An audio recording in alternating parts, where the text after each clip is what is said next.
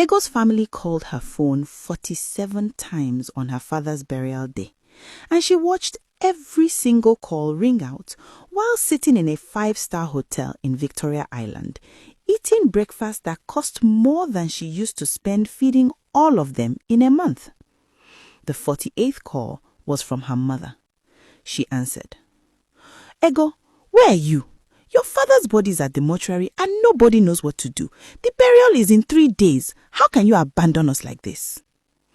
Ego took a sip of her fresh orange juice. Real oranges, squeezed that morning, cost 3,500 naira for one glass. "Mama, I told you 2 months ago that I wasn't planning the burial." "You what? You are the first daughter. This is your responsibility." "No, Mama. It was my responsibility when Papa was alive, and I took care of him for 11 years while everyone else was busy. Now he's gone, and I'm done." "Ego, your father is dead. How can you be so wicked?" "Tell Chidi to plan it. He's the first son. Or tell Adana, Onkechi, or Ebuka. I have 4 siblings. Surely one of them can handle a burial. But they don't know how. Then they'll learn the same way I learned at 19 when Papa had his first stroke and you all decided I should drop out of university to take care of him." Silence. "Ego, I have to go, Mama. My breakfast is getting cold. I'll send 100,000 naira for the burial. That's my contribution." She hung up, blocked all their numbers, and ordered more breakfast. But let's go back, way back to where this story really begins. Ego was the first child, first daughter of Mr. and Mrs. Okafor, born in 1995 in a small compound in Enugu. From the moment she could walk, she was responsible for something. At age 5, she was bathing her younger sister, Adana. At age 7, she was cooking breakfast before school. At age 9, she was helping her mother sell akara in the market after school. At age 12, she was practically raising her 3 younger siblings while her mother faced her trading business and her father drove his taxi. Nobody asked her if she wanted this. It was just expected. You are the first daughter. This is your duty. Ego accepted it. What choice did she have? She was smart, brilliant, best student in her school, won scholarships. Teachers said she would be a doctor, a lawyer, something great. She got admission to University of Nigeria in Nsukka in 2013, mass communication, full scholarship. Her parents were proud, took photos, bragged to the neighbors. 3 months into her first semester, her father had a stroke. Massive stroke, left side paralyzed, could barely speak, needed 24-hour care. Ego came home for the weekend to visit. Her mother sat her down. "Ego, we need you to come back home." "Come back, Mama. I have school." "Your father needs care. I cannot do it alone. I have the business. Your brothers and sisters are still in secondary school. You have to come back home and take care of him." "But Mama, my scholarship." "Scholarship? Your father is dying and you are thinking about school?" Ego looked at her father, lying in bed, drooling, unable to feed himself, her strong father who used to carry her on his shoulders. She looked at her mother, exhausted, overwhelmed, her siblings, young, confused, scared, and she made the decision that would destroy her life. "Okay, I'll stay." That was 2013. This is 2024. 11 years she took care of her father. 11 years of waking up at 5 a.m. to bathe him, change his diaper, feed him breakfast, cooking for the whole family because Mama was at the market, doing laundry, cleaning the house, making sure her siblings ate, studied, went to school, administering medications, taking Papa to physiotherapy, to hospital appointments, turning him in bed every 2 hours so he wouldn't get sores, feeding him with a spoon when he could no longer swallow properly, cleaning him when he soiled himself, watching him slowly deteriorate. For 11 years. And her siblings?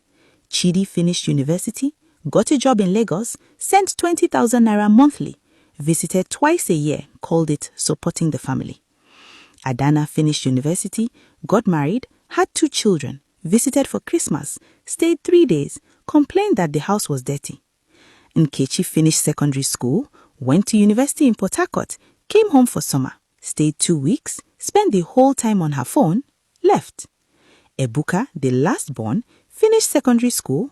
Their parents borrowed money for him to travel to Malaysia for university, an opportunity he cannot miss. And Ego?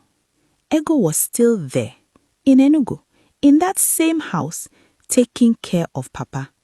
No degree, no work experience except caregiving, no money except 47,000 naira in her account. But she had something she hadn't had in 11 years. Choice. And she was going to use it.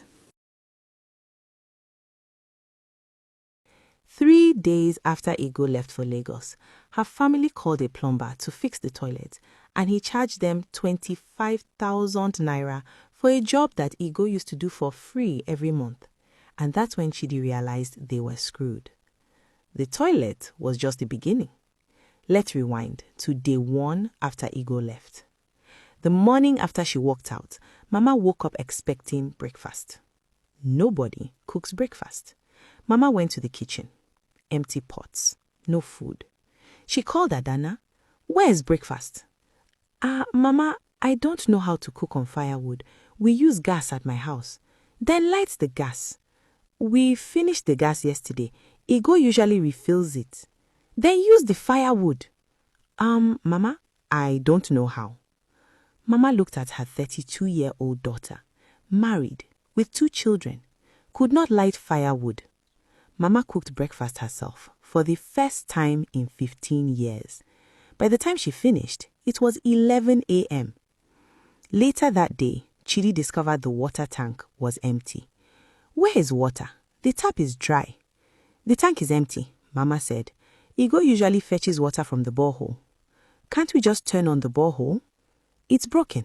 Has been broken for 2 months. Ego jerrycans water from the neighbor's tap every morning. Chidi stared at his mother. Every morning. How much water? About 20 jerrycans.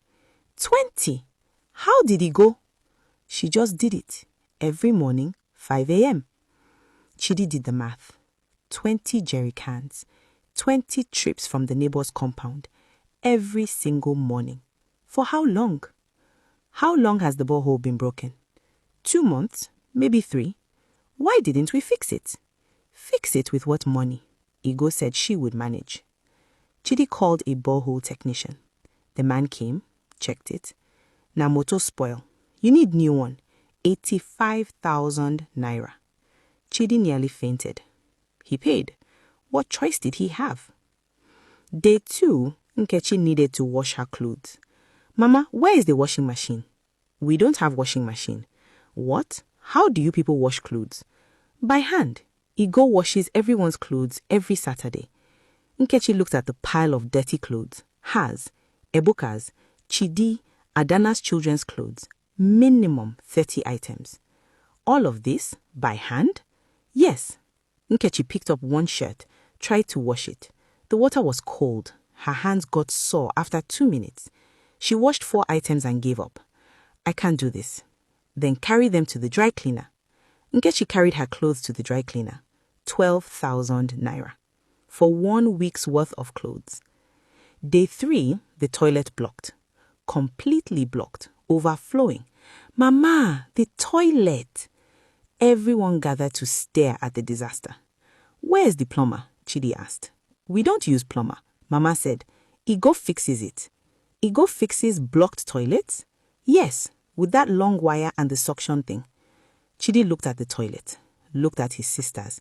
Who knows how to do it? Silence. They called a plumber. The man came, fixed it in 15 minutes.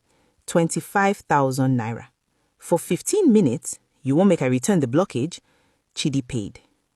Day 4, the generator refused to start.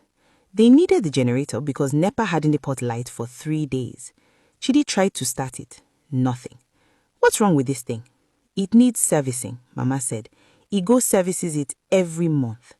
Ego services the generator?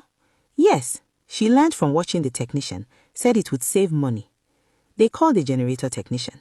He came, serviced it, changed oil, cleaned spark plug, 18,000 naira. Chidi was bleeding money. Day 5, they realized they had no food in the house. Mama, what are we eating? I don't know. Igo usually shops every week. Where does she shop? She goes to 5 different markets, gets the best prices, compares, budgets. Adana volunteered to go to the market. Came back with 2 bags of groceries. Cost 47,000 naira. How much did you spend? Mama screamed. That's how much things cost, Mama. Igo buys food for 1 month with 30,000 naira. How? She knows the market. She knows where to get cheap fish, where to get cheap rice. She knows which trader gives discount. You just went to ShopRite and bought everything. Day 6, Ebuka got sick. Malaria. Mama, I'm feeling hot. Go to hospital. Which hospital? The one Igo takes Papa to. Where is that? Nobody knew. They went to the general hospital, spent 4 hours waiting, saw a doctor, got medication, bill 34,000 naira. Mama, when Igo took Papa to hospital, how much did it cost? She knew a doctor. He charged less, sometimes free for Papa because Igo helped his wife once. Connections. Igo had connections everywhere because she actually lived in this community, knew people, helped people, built relationships. The family were strangers in their own neighborhood. By day 7, Chidi sat down and did the math. Plumber, 25,000 naira. Borehole, 85,000 naira. Generator, 18,000 naira. Dry cleaning, 12,000 naira. Shopping, 47,000 naira. Hospital, 34,000 naira. Total in 1 week, 221,000 naira for things Igo did for free.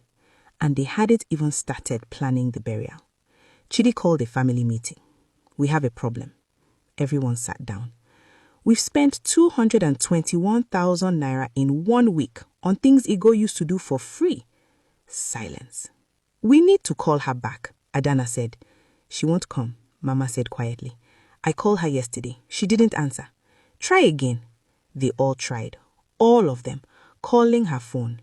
Igo was in Lagos, in Amara's flat, watching their calls ring out. 47 calls. She didn't answer. But here's what they didn't know. Igo was thriving. She had arrived in Lagos 7 days ago, broken, tired, lost. Amara had hugged her and said, "You're staying as long as you need. No pressure. Just heal." Day 1, Igo slept for 16 hours straight, the sleep of a woman who hadn't rested in 11 years. Day 2, Amara took her shopping. You need new clothes, something that's yours, not leftover money from family budget. They shopped. Igo bought clothes she liked, bright colors, modern styles, not the faded wrappers she had been wearing for years. Day 3, Amara's friend Zainab came over. Zainab says you're looking for work. Yes, anything. I just need to start somewhere. Can you organize events? I organized my father's care for 11 years, scheduled medications, appointments, physio, meals, everything. Does that count? Zainab laughed. That's harder than event planning. I run a catering business. I need someone to coordinate orders, schedules, staff. Interested? Yes. When can you start? Tomorrow. You're hired. 80,000 naira a month to start. Igo nearly cried. 80,000 naira. Her own money for her work. Day 4, she started work. It was hard. Lagos was fast, demanding, stressful.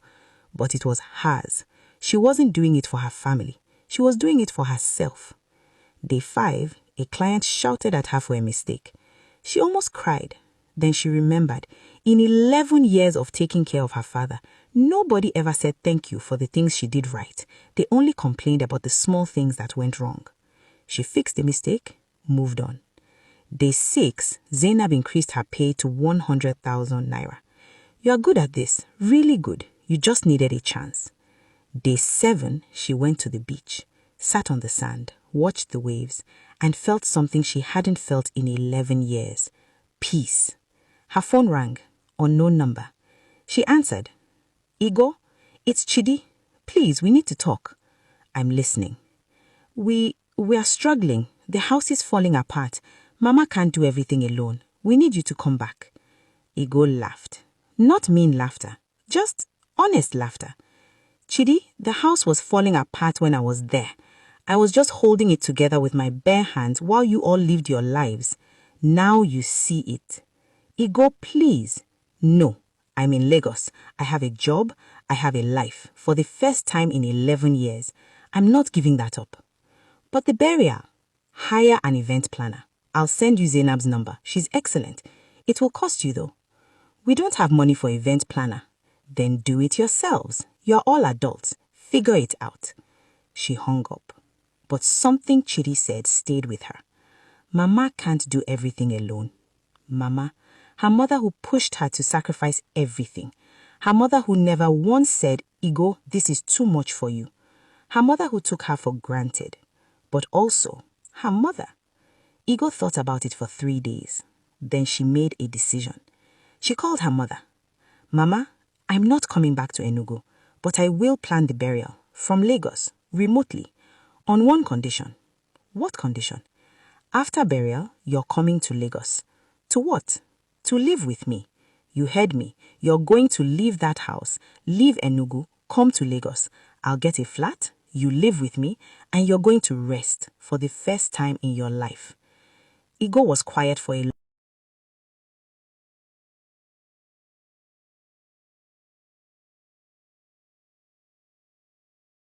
17 creditors at a week? The audacity! Let's go. Ego planned her father's burial from Lagos and invited every single person her siblings had ever borrowed money from. And when they all showed up demanding repayment at the wake, Chidi learned that the family money he thought was his father's legacy was actually 17 different debts that Ego had been quietly paying off for years. The wake was a war zone. But let's start from the beginning. Ego planned the burial remotely from Lagos while working her new job. She created a WhatsApp group, Papa's Burial Planning, added everyone, Chidi, Adana, Nkechi, Ebuka, Mama. Then she sent the rules. 1. I will coordinate, you will execute. 2. Every decision requires your input, not just mine. 3. Every expense will be documented and shared. 4. No complaints. You wanted me to plan it? These are my terms. Then she created a budget. Venue, event center, 200,000. Food for 200 people, 300,000. Drinks, 100,000. Canopies and chairs, 150,000. Band, 100,000. Casket, 250,000. Misc, 100,000. Total, 1,200,000. Chidi nearly died. This is too expensive. This is what a proper burial costs. You wanted proper? This is proper. Now contribute. She divided it. Chidi, 400,000. Adana, 300,000. Nkechi, 200,000. Ebuka, 200,000. Ego, 100,000. Wait, Chidi said. You're contributing least? Yes, because I already contributed 11 years. This is my only contribution. Take it or plan the burial yourselves. They took it. Over the next 2 weeks, Ego coordinated everything from Lagos, but she made them do the work. Chidi, go to the event center and book it. Adana, go to the caterer and select menu. Nkechi, go to the casket shop and choose. Ebuka, when you arrive from Malaysia, go to the printer for programs. Every task she delegated. They complained, why can't you just do it? Because I'm in Lagos and because you all have mouths and legs. Use them. They struggled. They had no idea how much work went into organizing events. Chidi went to book the event center, got lost, arrived late. The owner was rude. Ego used to book this place, he asked Mama. Yes, every year for your papa's birthday. How did she get good treatment? She knew the owner, used to help his wife sell provisions. They gave her family discount. No discount for Chidi. Adana went to the caterer, had no idea what to order, ended up choosing the most expensive menu. Ego used to plan menus, she asked. Yes, she knew exactly what people liked, what was affordable, what would stretch. Nkechi went to choose a casket, cried at the casket shop because she'd never really thought about her father being dead until she saw the casket. Called Ego sobbing. I can't do this. Yes, you can. Choose something Papa would like, simple, dignified, not the most expensive. Remember who he was. Nkechi chose well. For the first time, she thought about her father as a person, not just Papa who Ego takes care of. The day of the week, Ego arrived from Lagos. She changed. Her hair, new, braids with colored tips. Her clothes, modern, fitted dress, heels. Her face, makeup, good makeup. Her energy, different, confident. Her family stared. Ego, Adana wasn't sure it was her. Yes, it's me. You look different. I am different. The week started at 4 p.m. People came, lots of people. Friends, neighbors, relatives, church members. Everything was going smoothly until 6 p.m. Then they started arriving. First was Mr. Nkonko, tailor from town. He walked straight to Chidi. I'm sorry for your loss, and I'm sorry to do this now, but your father owed me 47,000 naira for clothes from 2019. I've been patient, but I need my money. Chidi's face went blank. What? Your father, he ordered clothes, never paid, 47,000 naira. I don't know anything about this. Mr. Nkonko looked uncomfortable. Ego knows. She's been paying 2,000 naira monthly, but there's still 31,000 remaining. What? Chidi looked at Ego across the room. She looked back, said nothing. Before Chidi could process this, another person arrived. Mama Chioma, village medicine woman. Ndo, sorry your papa was a good man. Then quieter. The medicine bill, 65,000 naira. Ego has been paying small, but 40,000 remains. Adana overheard. What medicine? Traditional medicine for your papa's stroke. Ego brought him every month for 2 years. Then another person, and another, and another. The mechanic, papa's car repairs, 55,000 remaining. The pharmacist, medications over the years, 78,000 outstanding. The neighbor, the money your papa borrowed for Ebuka's Malaysia travel, 150,000 naira. Ego has paid 50,000 naira, still owe 100,000 naira. Ebuka's Malaysia money? Ebuka, who was in Malaysia studying, whose travel papa saved for, that was borrowed money that Ego had been quietly paying back by selling small things, by borrowing from Amara, by starving herself some months, all to protect the family's dignity, so nobody would know Papa died in debt. Chidi stood in the middle of the compound, surrounded by creditors, and finally understood. The sacrifice he thought Ego made by taking care of Papa, that was nothing compared to the financial burden she'd been carrying in secret. He found Ego sitting under a tree away from the crowd. You've been paying Papa's debts. Yes. For how long? Since 2016. 8 years. Why didn't you tell us? When would I tell you, Chidi? During your twice-a-year visits? Doing our 5-minute phone calls where you asked, how is Papa, and nothing else? When? We could have helped. Could you? You sent 20,000 naira a month and called it supporting the family. That 20,000 naira barely covered food. Everything else, medication, hospital, utilities, debts, that was on me and Mama. But 847,000 naira is nothing compared to what Papa's care actually cost. That's just what I couldn't fully pay. There's more, so much more. Bills I managed to settle completely. You just don't know about them. Chidi sat down heavily. How did you survive? I didn't. I just existed. I stopped living when I was 19. I became a machine. Work, clean, cook, care, pay, repeat.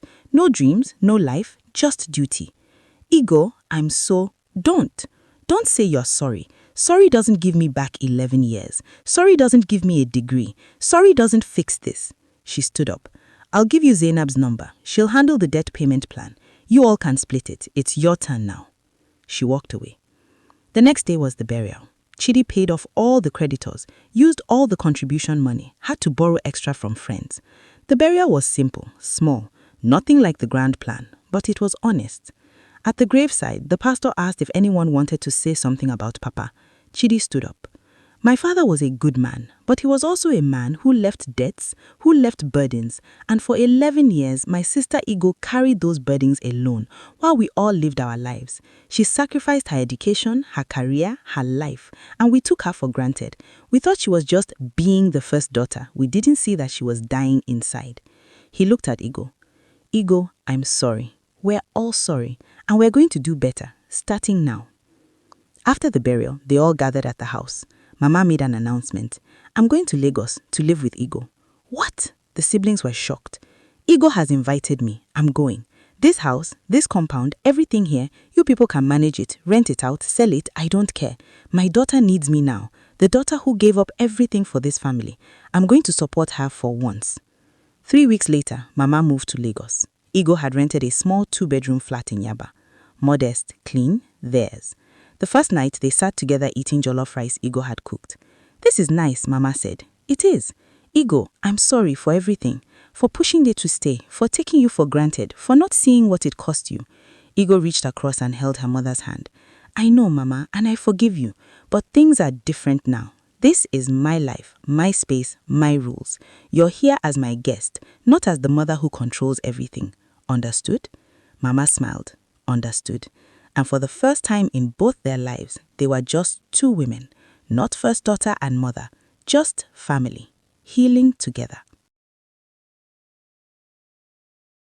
After Mama moved to Lagos, Ego's life transformed. Month 1, she got promoted at Zainab's catering company, now earning 180,000 naira. Month 3, she enrolled in online university, mass communication, the degree she'd abandoned. Month 6, she moved to a bigger apartment. 2 bedrooms became 3 bedrooms. Mama got her own space. Month 8, she started a side business, event planning, small events, birthdays, anniversaries. Month 12, she graduated from her online program, finally had her degree. Month 15, Zainab made her a partner in the catering business. Partner, part owner. Month 18, she met Kenena, Zainab's younger brother, 34 years old, architect, kind, successful, respectful. He'd been coming to the office for months, always polite, always friendly. One day, he asked her to dinner. She said yes. They dated, quietly, privately, no family drama, no announcements, just 2 adults dating like normal people. He didn't rush her, didn't pressure her, just saw her, the real her, not the first daughter, not the caregiver, just Ego, the woman who liked sci-fi movies, who laughed loud, who was building something hers. Month 18, he proposed. Private proposal, beach in Lekki, sunset, just them. The ring was beautiful. He'd saved for months. I know you're independent, he said. I know you don't need anyone, but I'm hoping you might want me as your partner, not your burden, your equal. She said yes. They planned to tell her family at Christmas. But then, 2 weeks before Christmas, Chidi called. Ego, we're coming to Lagos for Christmas, all of us. The kids want to see Grandma. Okay. Can we stay with you? Ego paused. How many people? Me, my wife, 2 kids, Adana, her husband, 3 kids, Nkechi and her boyfriend, Ebuka. That's 14 people total. 14 people in her 3-bedroom apartment.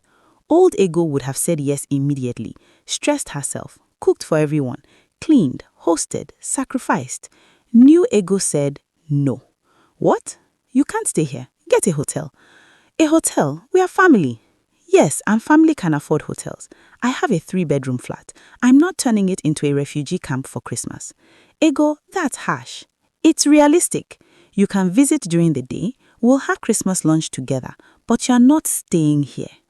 I can't believe. Ego, believe it. I'm not the same person I was 2 years ago. I have boundaries now. Respect them or don't come. She hung up. They came. They got hotels.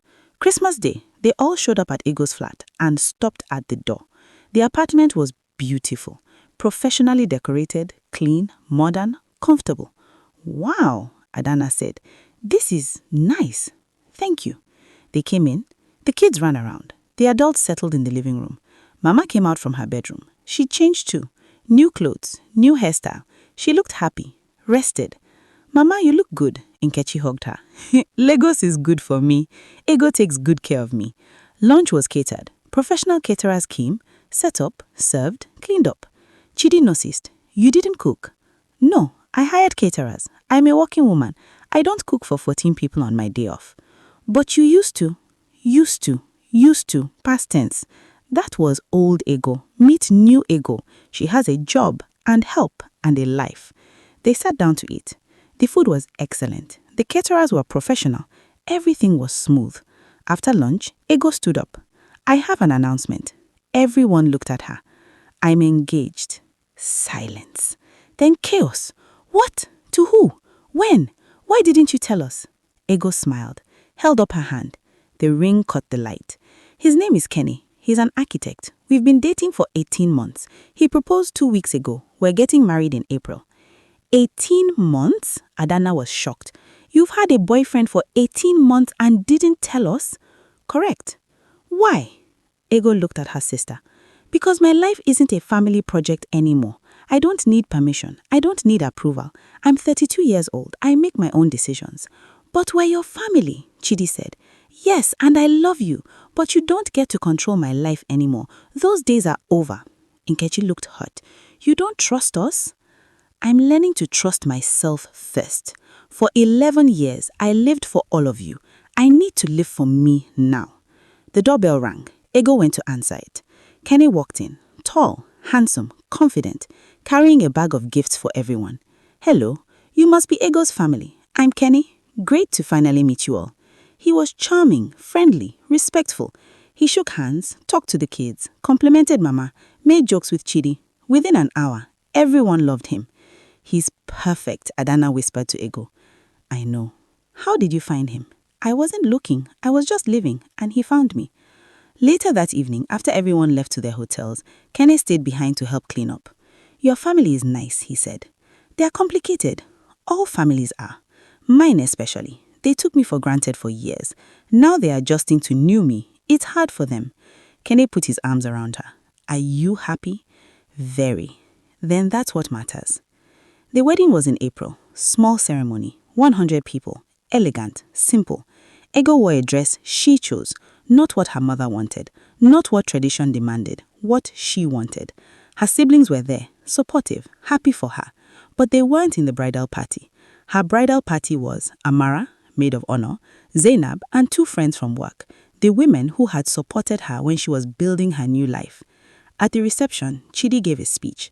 My sister Ego taught me something important. She taught me that love isn't sacrifice. Real love is partnership.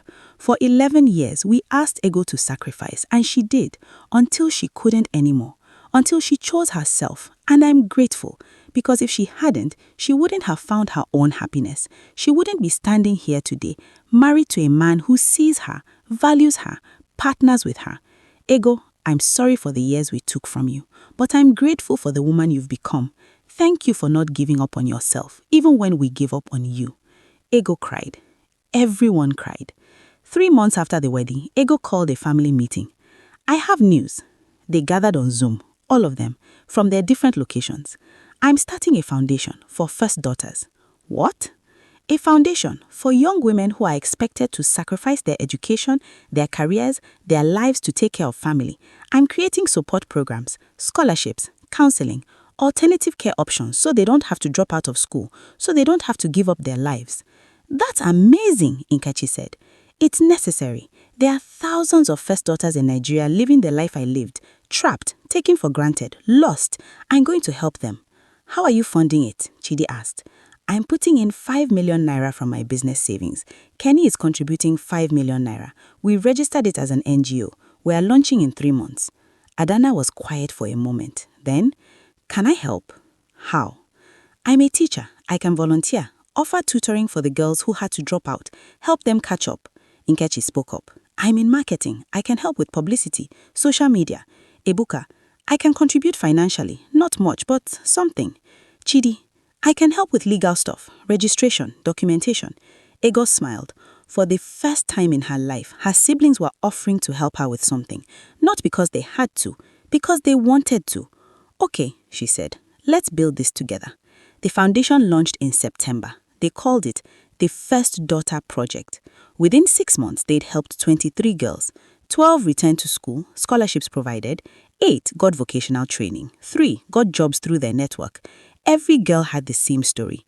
Expected to sacrifice, taken for granted, lost. Ego met with each one personally. You are not just a first daughter, she told them. You are a person with dreams, with value, with a life that belongs to you. Don't lose yourself trying to save everyone else. Save yourself first, then you can help others from a place of strength, not depletion. One girl, Chiamaka, was 21, had dropped out of ULAG at 19 to care for her sick grandmother. "I feel so guilty," she told Ego. "Listen to me carefully. Guilt is a trap. They want you to feel guilty because guilt keeps you stuck. But you know what's better than guilt? Living, finishing your degree, building your career. Then you can help your family from a place of stability, not from desperation." Chiamaka cried. "Nobody has ever said that to me. I'm saying it now. Go back to school. We'll cover your fees. We'll help coordinate care for your grandmother. You don't have to choose between your life and your family. There are options. You just have to take them." Chiamaka went back to school, graduated 2 years later, got a good job, and now she volunteers with the First Daughter Project, helping other girls escape the trap. 5 years after leaving Enugu, Ego sat in her office. She had an office now, and looked at her life. Degree completed, career thriving, co-owner of successful catering business, marriage happy. Kenny was actually a partner. Foundation growing, helped 127 girls so far. Relationship with family healed on her terms. Mama living her best life in Lagos, taking art classes, making